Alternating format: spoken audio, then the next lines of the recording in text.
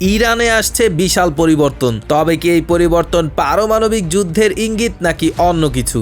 গত 200 বছরের বেশি সময় ধরে ইরানের রাজধানী হওয়ার মর্যাদা ধরে রেখেছিল তেহরান। তবে এবার হয়তো শহরটি হারাতে যাচ্ছে সেই শ্রেষ্ঠত্বের মুকুট। তেহরান থেকে সরিয়ে মাকরানের দক্ষিণ উপকূলীয় অঞ্চলে রাজধানী স্থাপনের কথা বিবেচনা করছে ইরান সরকার। সম্প্রতি এক সংবাদ সম্মেলনে এমন তথ্যই জানিয়েছে ইরান। সিরিয়ায় পুরনো মিত্র বাশার আল আসাদের পতন, ইসরায়েলের তৎপরতা বৃদ্ধি এবং ট্রাম্পের শাসনামল শুরুর মতো অনেক ঘটনাবহুল সময়ে কেন আবার সামনে আসলো ইরানের রাজধানী স্থানান্তরের বিষয়? মধ্যপ্রাচ্যে পরমাণু যুদ্ধের প্রস্তুতি হিসাবেই কি নেওয়া হচ্ছে এমন সিদ্ধান্ত? গত কয়েক দশক ধরেই পশ্চিমা মদতপুষ্ট ইসরায়েলকে ঠেকানোর পাশাপাশি নিজেদের প্রভাব বজায় রাখার উদ্দেশ্যে শক্তিশালী আঞ্চলিক নেটওয়ার্ক তৈরি করেছে ইরান। 1979 সালের ইসলামী বিপ্লবের পর থেকে বরাবরই নিজেদের ক্ষমতা বৃদ্ধির দিকে মনোযোগী ছিল খামেনির দেশ। এরই ধারাবাহিকতায় ইরানের প্রতি আমেরিকার নতুন প্রেসিডেন্টের মনোভাব কেমন হবে সেটা নিয়েও চলছে এখন হিসাব নিকাশ। এমন পরিস্থিতিতেই রাজধানী সরিয়ে নেওয়ার সরকারি সিদ্ধান্তের খবর উস্কে দিয়েছে নানা রকম গুঞ্জন। তবে ইরান সরকারের মুখপাত্র জানিয়েছেন, রাজধানী স্থানান্তরের পিছনে ভূ রাজনীতি নয়, রয়েছে অন্য এক কারণ। রাজধানী স্থানান্তরের পেছনে মূলত কৌশলগত অর্থনৈতিক সুবিধার উপর জোর দিচ্ছেন ইরান সরকারের কর্মকর্তারা। পরিবেশগত চাপ ও পানির ঘাটতি মোকাবেলার জন্যই মূলত তেহরান থেকে মাকরান অঞ্চলে সরানো হচ্ছে রাজধানী। তবে এই সিদ্ধান্ত বাস্তবায়নে যে বিশাল পরিমাণ আর্থিক ও লজিস্টিক সহায়তা প্রয়োজন হবে সেটা নিয়েও উদ্বেগ প্রকাশ করতে দেখা গেছে সমালোচকদের। কিন্তু এসব ভাবনা উপেক্ষা করে মাকরানের সমুদ্র ভিত্তিক অর্থনীতি গড়ে তোলার বিষয়ে যাচাই বাছাইয়ের কাজ শুরু করেছে দেশটির বর্তমান সরকার।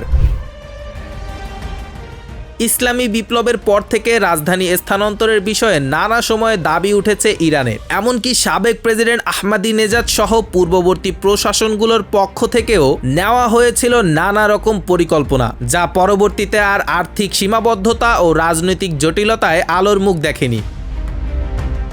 এদিকে মাকরানের রাজধানী সরাতে শুরু করলে এর জেরে ইরানকে নিতে হবে বিপুল পরিমাণ অর্থনৈতিক চাপ। তাই এমন বোঝা বহনে ঠিক কতটা সক্ষমতা রয়েছে তেহরানের, এখন আয়াতুল্লাহ খামেনির জন্য সেটাই হবে সবচেয়ে বড় পরীক্ষা। ক্ষমতার শেষ সময়ে এসে ইউক্রেনকে পুনরায় সামরিক সহায়তার ঘোষণা দিয়েছে বাইডেন প্রশাসন। আসন্ন শান্তি আলোচনার আগে দেশটিকে শক্তিশালী অবস্থানে রাখার লক্ষ্যেই বাইডেন প্রশাসন এমন পদক্ষেপ নিয়েছে বলে মত বিশ্লেষকদের। অন্যদিকে পুতিনের সঙ্গে বৈঠকের পরিকল্পনা করছে নবনির্বাচিত মার্কিন প্রেসিডেন্ট ডোনাল্ড ট্রাম্প। অত্যাধুনিক সব যুদ্ধ জাহাজ দিয়ে সাবমেরিন বিরোধী মহড়া চালিয়েছে তাইওয়ান। এর মধ্য দিয়ে শেষ হলো 3 দিন ব্যাপী সামরিক মহড়ার। চীন তাইওয়ান উত্তেজনার জেরে এই মহড়ার আয়োজন করে তাইপে। যুক্তরাষ্ট্রের ক্যালিফোর্নিয়ার লস অ্যাঞ্জেলেস দাবানলে এখন পর্যন্ত মারা গেছেন অন্তত 11 জন। ধ্বংস হয়েছে 10,000-এর বেশি বাড়ি ও স্থাপনা। মার্কিন ইতিহাসে অন্যতম ভয়াবহ এই দাবানলের মধ্যেই চলছে লুটতরাজ। জড়িত সন্দেহে অন্তত 20 জনকে গ্রেফতার করেছে পুলিশ। পরিস্থিতি নিয়ন্ত্রণে প্যালিসেডস ও ইটন অঞ্চলে জারি করা হয়েছে কারফিউ। বৃষ্টির প্রার্থনায় বাংলাদেশি কমিউনিটির মসজিদে হয়েছে বিশেষ মোনাজাত। লস অ্যাঞ্জেলেস থেকে লস্কর আল মামুনের রিপোর্ট। পর্ন তারকাকে ঘুষ দেওয়ার মামলায় ডোনাল্ড ট্রাম্পকে ব্যতিক্রমী সাজা দিলেন মার্কিন আদালত। নবনির্বাচিত প্রেসিডেন্টকে কারাদণ্ড বা জরিমানা নয়, বরং নিঃশর্ত মুক্তির দণ্ডাদেশ দিয়েছেন বিচারক। 20 জানুয়ারি দেশটির 47তম প্রেসিডেন্ট হিসেবে শপথ নিতে যাচ্ছেন ডোনাল্ড ট্রাম্প। মার্কিন ইতিহাসে তিনিই হবেন প্রথম প্রেসিডেন্ট যিনি একজন দণ্ডিত অপরাধী। নিউ ইয়র্ক থেকে হাসানুজ্জামান সাকির রিপোর্ট। নবনির্বাচিত প্রেসিডেন্ট ডোনাল্ড ট্রাম্পের বিরুদ্ধে ইউরোপকে বিভক্ত করার চেষ্টার অভিযোগ এনেছেন German vice chancellor Robert Habeck.